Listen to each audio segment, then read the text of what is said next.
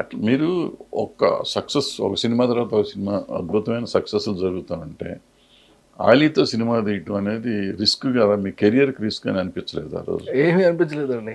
అది ధైర్యం, మొండి ధైర్యం, ఆ, ఆ, యవ్వనమా? కాదండి, మొండి ధైర్యం కాదండి, స్క్రిప్ట్ మీద ఉన్న నమ్మకం. నమ్మకం. ఈ నమ్మకం ఏం చేస్తుంటే నిలబెట్టేస్తుంటుందండి. ఉమ్. ఇప్పుడు నేను చేయబోయే సినిమా కూడా అలాంటిదే అండి, నమ్మకంతో కూడిన సినిమా అది. ఎప్పటి నుంచి చేస్తున్నారు, ఎవరితో చేస్తున్నారు? ఎవరితోటి అనేది ఇక ఇంకా నేను వీలైనంత వరకు పెద్ద క్యాస్టింగ్కి వెళ్ళిపోనండి. Okay okay. ఎందుకంటే నాకు అనువైనటువంటి క్యాస్టింగ్, అది అందులో ఫ్రెష్నెస్ ఉంటే మాత్రం అది 100% సూటబుల్ అని చెప్పి నేను ఫీల్ అవుతానండి. మరి ఆ రోజుని ఎమ్మెల్యేలు ఆడలేదు, ఆలీ హీరో, ఏ ఫ్రెష్. సూపర్. అలాంటి ఒక డిఫరెంట్ కైండ్ ఆఫ్ థింగ్స్ని కనుక మనం ప్రజెంట్ చేయగలిగితే డెఫినెట్గా కొత్తగా ఉంటుందండి. కొత్త సినిమాలు చేయటమే నాకు అలవాటు అండి, కొత్త సినిమాలు మాత్రమే చేస్తాను నేను.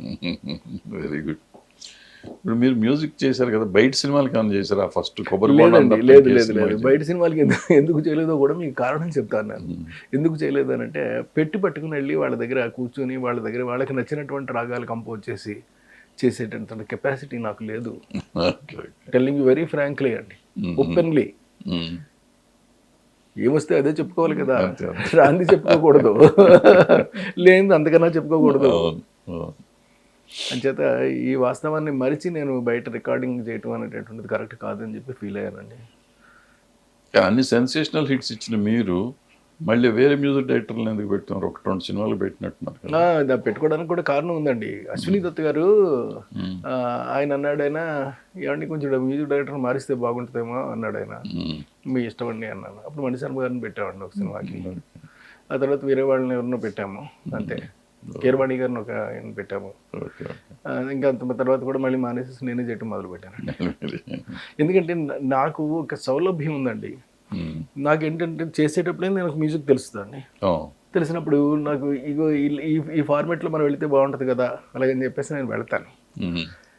కానీ వేరే వాళ్ళకి అనుకోండి, వాళ్ళు ఏం చేస్తారంటే చెప్పండి మీకు ఏం కావాలంటే ఇది అంటే ఆ సన్నివేశం చెప్పిన తర్వాత ఒక అరగంట ఒక పావు గంట తర్వాత ఏదో ఒక ట్యూన్ వాళ్ళు చెప్తారు.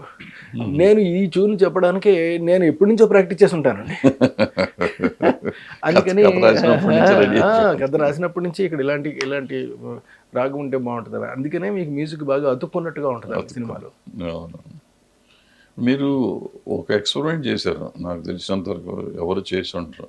చినుకు చినుకు అందెలతో సాంగ్ 3 సినిమాలు 4 సినిమాల్లో కంటిన్యూస్గా వాడుతూనే ఉన్నారు. అవునండి, అవును. సెన్సేషనల్ హిట్ సాంగ్ని మళ్ళీ వాడటంలో తీయటంలో మీ ఉద్దేశం ఏంటి అసలు? నమ్మకం. ఏం నమ్మకం అండి? జనం మీద నమ్మకం అండి.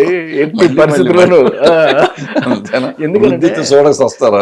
కాదండి, రుద్దడం కాదండి, అది అభిలషించడం. అంటే అభిప్రాయపడి అభిలషించి వాళ్ళు చూస్తారన్నటువంటి నమ్మకం ఒకటే అక్కడ మనం నిలబడద్దండి. అది 100% అక్కడ the reason is the sound.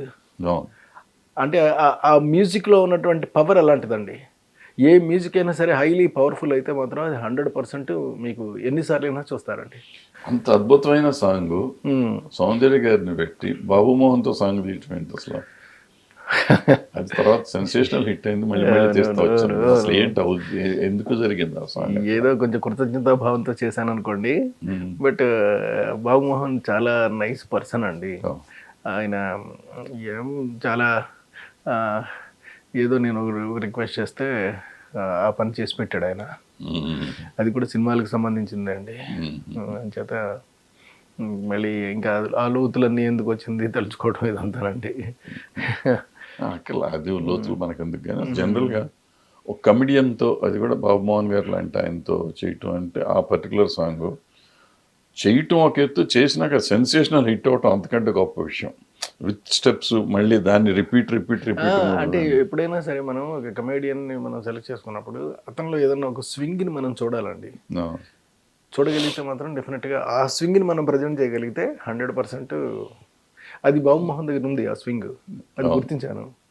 అంచేత మళ్ళీ ఆయన్ని అడిగి, అవతల సౌందర్య అండి, పైగా సౌందర్యని అడిగి, సౌందర్య పాపం కృతజ్ఞతా భావంతో చేసిందండి. ఏంటి ఇన్ని సినిమాలు చేశారు, పైగా మనం ఎమ్మెల్యేలు కాదన్నాము అన్న ఒక ఫీల్ తోటి యాక్సెప్ట్ చేసేసిందండి ఆవిడ. మీకు సౌందర్య గారు ఆల్మోస్ట్ చాలా సినిమాలు చాలా సినిమాలు చేసామండి. సినిమాలు చేశారు. పాపం పోయింది. ఫ్యామిలీ బాగుండే మెంబర్ లాగా బాగుండేనేమో అనిపించింది నాకు. వాళ్ళు అట్లాగే ఉండేవారు. ఆయన కానీ వాళ్ళ ఫాదర్ కానీ ఆవిడ కానీ అసలు చాలా చాలా బాగా చాలా బాగా ఉండేవారు. సినిమా చేస్తే అసలు వాళ్ళ ఫ్యామిలీలో కలిసిపోయినట్టుండే. అంత అంత నైస్ పీపుల్ అండి వాళ్ళు. చాలా బాధ ఆవిడ లేకపోవటం అనేది. మంచి అమ్మాయి. ఇప్పుడు ఏం చేస్తున్నారు సార్ మీరు? ఇప్పుడు ఏమి సినిమాలు చేస్తున్నారు? ఇప్పుడు నెక్స్ట్ ఒక ఫిల్మ్ పెట్టుకున్నానండి, సంథింగ్ డిఫరెంట్ ఫిల్మ్ అండి అది. సార్ అంటే అడ్వాన్స్డ్ కైండ్ ఆఫ్ సబ్జెక్ట్ని పెట్టుకున్నాను.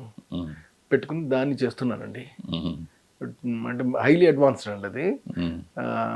బట్ జనాన్ని బాగా అర్థమయ్యేటట్టుగా ఉంటుంది అండి అది. జనం ఫీల్ అయ్యేటట్టు ఉంటుంది. ఓకే, ఇది ఇది మన కథ అన్నట్టుగానండి. రేపు రాబోయేటటువంటి మన కథ అన్నటువంటి భావనలోని వాళ్ళని ఉంచేటటువంటి ఒక మంచి కథ అండి అది. దానికోసం చాలా తపన పడ్డాను నేను. ఎందుకంటే నాకు గ్యాప్ వచ్చేసింది కదా అండి. నేను సెన్సేషనల్ హిట్ ఇచ్చి మంచి పెద్ద హిట్ అనేది పెళ్ళం ఊరు వెళితే అంతేనండి. 22 ఏళ్ళు 23 ఏళ్ళు అయిపోయిందండి. 23 ఏళ్ల తర్వాత కూడా అసలు అంటే మామూలుగా చెప్పట్లో రైట్లో కానీ లేదా ఫేస్లో కానీ లేదా అంటే ఇలాంటి ఏ బిజ్జలైనా సరే చెప్తే నేను సిద్ధంగానే ఉన్నాను. అందుకని ఇలాంటివన్నిటినీ కూడా నేను అకలింపు చేసుకుని నేను మళ్ళీ తయారు చేసుకుని కథను తయారు చేసుకుని పైగా దానికి మామూలుగా కాదండి. నాకు సాధారణంగా ఏ కథ తయారు చేయాలన్నప్పటికీ కూడా 3 మాసాల నుంచి 5 మాసాల లోపల పడుతుందండి టైం. అంత మించి పట్టదు. అందుకని మీకు 100 days కల్లా ఒక్కొక్క సినిమా 100 days కల్లా ఒక్కొక్క సినిమా ఇచ్చేవాడిని అప్పుడు. అలాంటి నేను 5 ఏళ్ళు టైం తీసుకున్నానండి ఈ కథ తయారు చేసుకోవడానికి.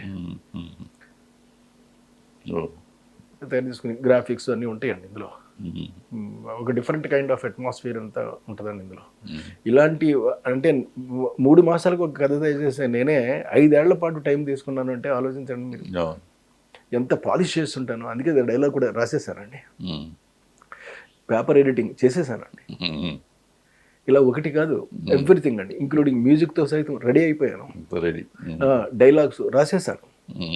ఒకటి కాదండి, ప్రతిదీ పని పూర్తి చేస్తానండి. ఇంకా కథ ఎలాగా సిద్ధమే కదా, ఇంకా డైరెక్షన్ చేసుకోవడం అంతే. ఓకే, నేను రెడీగానే ఉన్నాను. ఇంక్లూడింగ్ పర్ఫెక్ట్ స్క్రిప్ట్ అండి. మీరు ఏ సినిమా చేసినా ఐ మీన్ హీరోలను అట్టగా రిపీట్ చేశారు, శ్రీకాంత్ని అట్లా రిపీట్ చేశారు, రాజేంద్ర ప్రసాద్ రిపీట్ చేశారు, ఆలియన్ రిపీట్ చేశారు, హీరోయిన్లు అట్టగా రిపీట్ చేసేవారు. కూడా సౌందర్య గారు అంటే సౌందర్య గారు వరుసగా 3-4 చాలా సినిమాలు చేశారు. అంటే మీకు ఇక్కడ ఒక రహస్యం చెప్పాలండి, అంతకుమించి ఆర్టిస్టులు ఎవరు ఉన్నారు కనుకండి. పైగా మన మాట వినేవాళ్ళు కావాలి. ఎందుకంటే ఆ క్యారెక్టర్ అర్థం చేసుకోవాలండి. ఒక్కొక్కసారి ఆ ఆర్టిస్టులు కూడా నాకేముందండి ఇందులో, నేను చేసేది ఏముందండి, ఇలాంటివన్నీ ఉంటాయండి. అలాంటివి ఉంటాయి అని మనకు డౌట్ వస్తే మాత్రం నేను వెళ్ళను అంతే. ఎందుకు వచ్చింది వాళ్ళని అడగడం, మనం ఎవరితో అయినా చేసుకోగలుగుతాం కదా అన్నట్టుగా ఏంటో పిచ్చి కాన్ఫిడెన్స్,